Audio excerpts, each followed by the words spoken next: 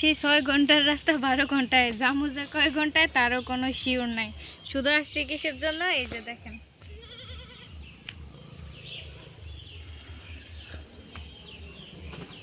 কি সুন্দর প্রকৃতি।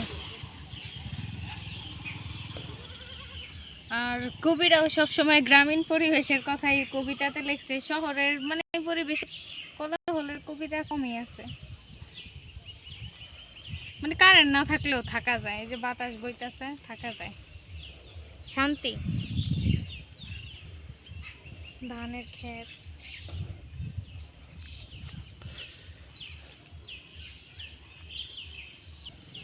যেদিকেই চোখ যাইতেছে শুধু গাছ আর গাছ, অক্সিজেনের কোনো ঘাটতি নেই।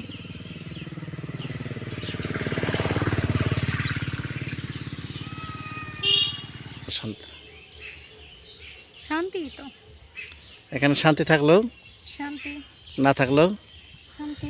শান্তি। এই জন্য দেখ না, যাদের অনেক কোটি কোটি টাকা আছে ওরা শহরের থেকে বাদ দিয়ে ওই গ্রামে কিন্তু একটা বাংলো বাড়ি বানায় রাখে শুধু শান্তির লেগে।